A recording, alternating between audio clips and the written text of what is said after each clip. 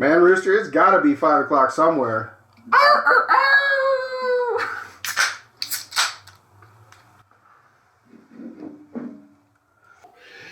And we're back with our refills. Hello, everyone. Welcome back. That show. You made it for your scheduled program. Tonight. It's too bad they get at the end of the show, they get like the little bars. Beep. You know? Jail bars pop up. Yep, exactly. Yeah, stayed up for that, huh? Speaking of programming, there's been a lot of good shows. There has been. Have you watched this new Mando yet? Oh yeah. I haven't watched any of it. I've been kind of waiting for it all to come out so I can watch it all. But also, my girlfriend, she's like, I'm like, have you seen Star Wars? And she's like, yeah, I've seen Star Wars. And I say, okay, I'm gonna ask you a real surface level question. We're gonna peek into your knowledge of Star Wars. And so I asked her, I say, who is Darth Vader? And she goes, I have no idea. And I'm like, then you haven't seen Star Wars. What are you talking about? And so I'm kind of, I want to get her into the 6 movies and then Obi-Wan and Mando. So I got those scheduled. So I've been waiting on the list to like break her into those. So that's a lot of hours to put in. I know. It's a lot of hours. That's why I haven't want to start it, because I'm like, God, it's a commitment. I just literally did that with my cousin like 5 months ago. Took him through all the Star Wars, so he understood. Yeah, I was kind of surprised that Rowdy didn't have the whole concept. Didn't have the whole thing down. Yeah, no. And he was like, no, I don't really like Star Wars. I've never been into it. I'm like, you haven't even seen it. But people do that. Anything that's popular, even me, like Game of Thrones, I was like, no, Game of Thrones is shit. No, people think it's so huge. They hype it up. And then I watched it and I was like, yeah. Ooh, this shit is gas. This shit is fucking gas. I was like, this shit is fucking good. I can't deny it. I didn't end up finishing the House of the Dragon though, even though everyone I've talked to says that it was better. In some respects, it's better. I mean, I don't know. It's kind of a hard thing when you do like a prequel, right? Because you know what you came from. Yeah. And it's hard. It's even hard to do spin-offs. Yeah, right, with characters. Sure. You're jumping into more disconnected territory everywhere you go. Right, and so it's just it comes down to writing, you know. Just really, it's just writing. For sure. And so like the shows that I think the majority of people that like, you know, evening television. Taylor Sheridan, who is the creator for Yellowstone in 1883 and 1923, and Tulsa King.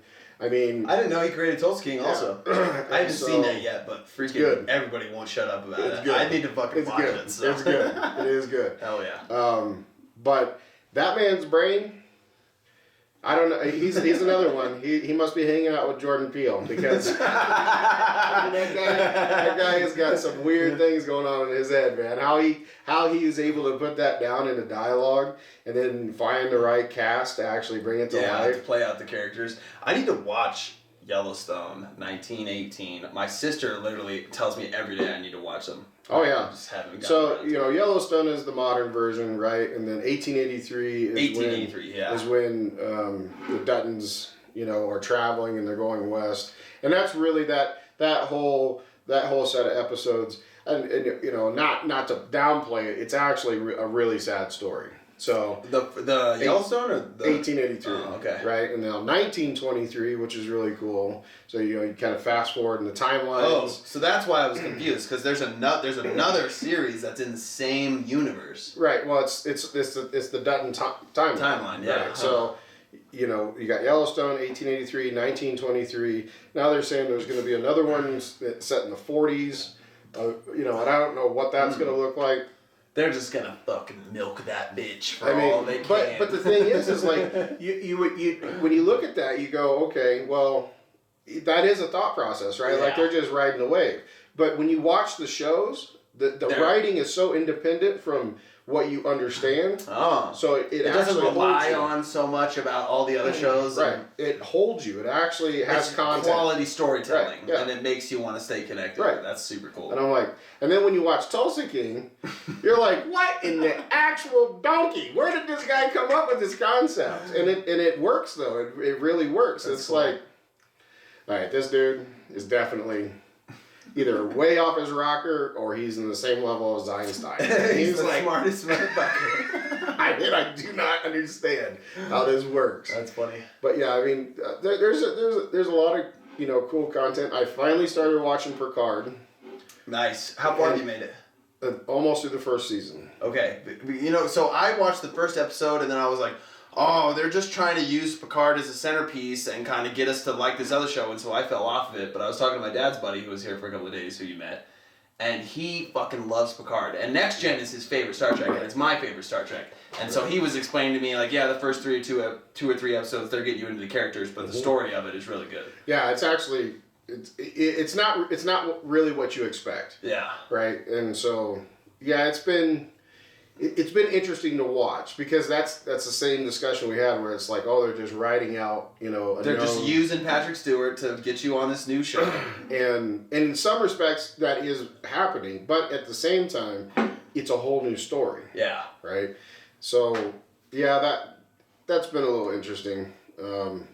But when it comes down to just watching, like random shows and whatnot, there is a show that's out there that I think everybody should watch, and I think it only because it's quirky, but it's a sci-fi based show, but it's called The Man Who Fell to Earth. And I fucking love sci-fi, so that's all you had to say to convince me. And you start watching it, and you're kind of like, where is this going? But as you progress through it, you can't stop watching it. Really? You can't. It just. What's it on? See, there's some debate on that because Paramount Plus. See, there's some debate on that. Paramount Plus, Showtime, and CBS, I think, all share rights to the show. And so the interesting thing is you can't find it on any one platform for more than like 2 minutes, because there's something going. There's a legal battle. There's something happening. Yeah. For sure. Where if you didn't buy the season as it was coming out on Amazon or whatever, right, yeah, you're gonna have a hell of a time finding it. Fuck. Well, that doesn't make it easy to watch. No, it doesn't. And so it's definitely worth a watch. Yeah. It's definitely worth a watch. Yeah.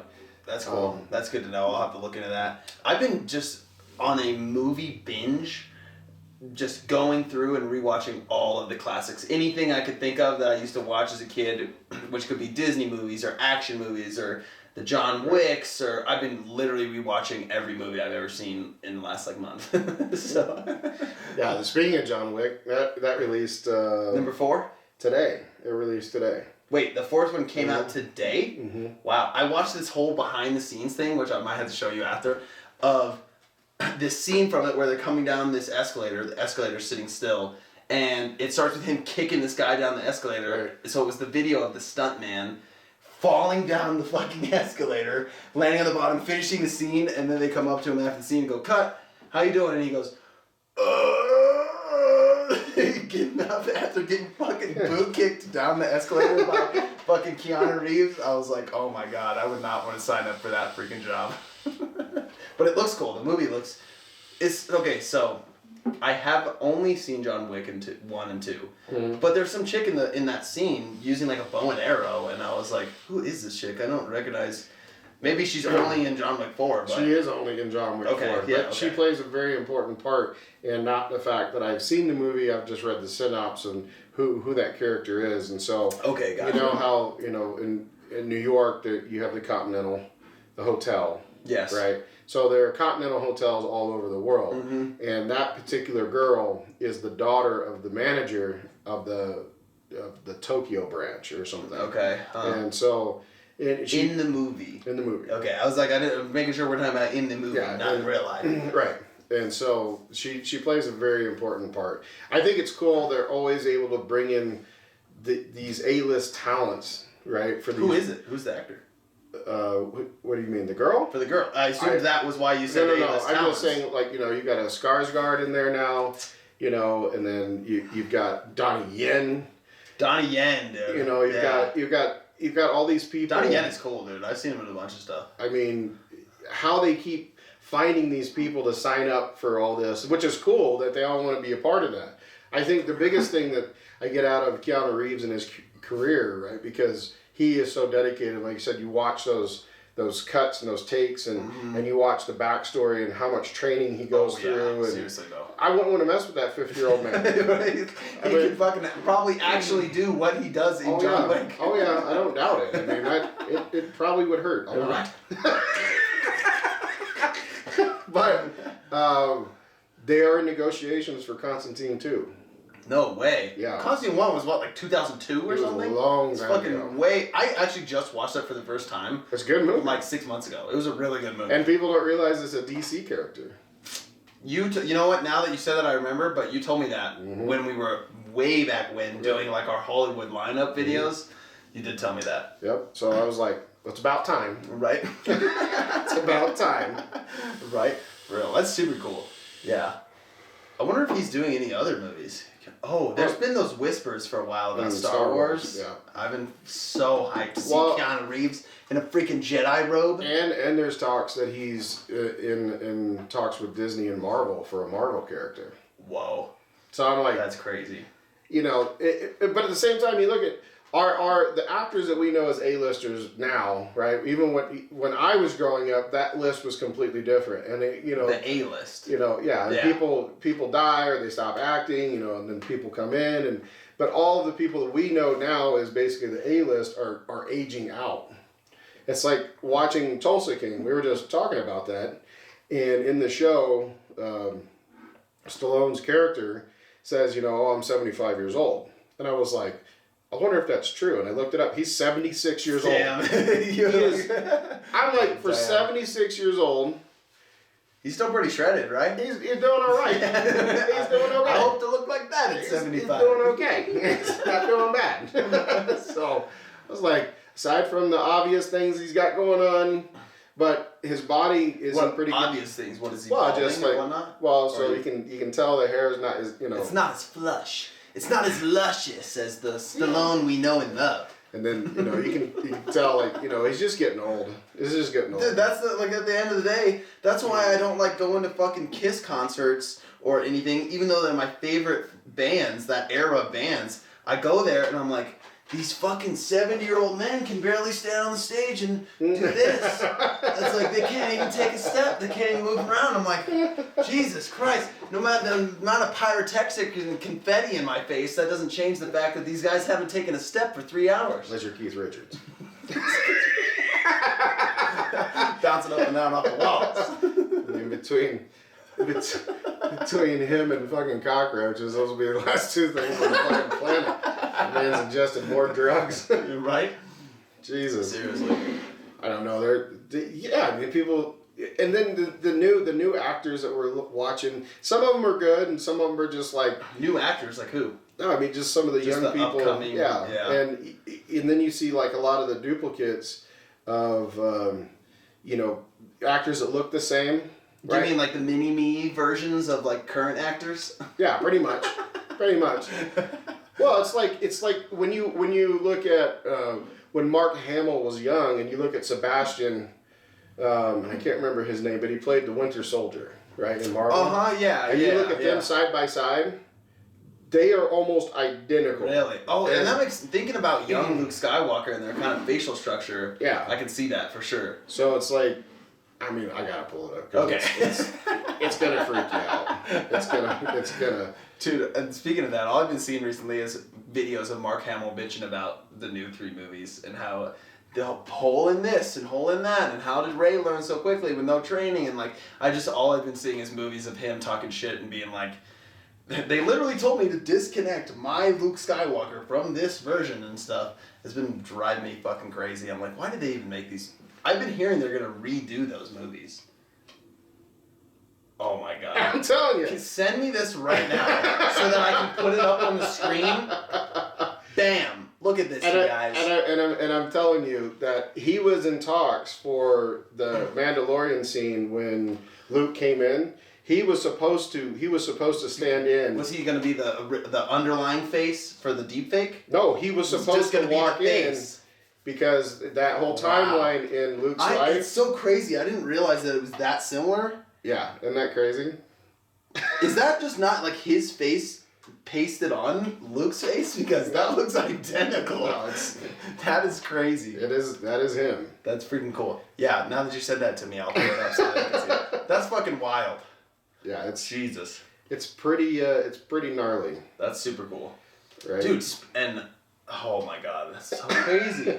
And so when you see something like that, you would think to yourself, Filoni and other people that are involved with the Mandalorian and all those others, you would think, why wouldn't they approach him and hire him in to be the next Luke? Yeah. And carry that on? For real. Right? Because that is eerily similar. Yeah. And you could do such minor deepfakes. If you wanted to get it closer, you could just minorly tweak it and it would look perfectly realistic. Yep. That's super cool. What was his name? Sebastian Stan. Gotcha. We'll have to check him out. That's crazy. I'm gonna throw that picture up for you guys so you can see because that's wild. So it is scary. That's weird as fuck. It is scary. But I'm slacking I'm here. getting a year, dude. Last time too, Yeah, I just feel like I'm freaking chugging these. I'm burning through. Yeah, the young bucks coming after me. We've been waiting for 3 months. Yeah, but we're gonna get some refills, and then we will return the content that you love. Be right back. That does it for today's video, guys. Thanks for watching. Be sure to leave a like and subscribe to, that show.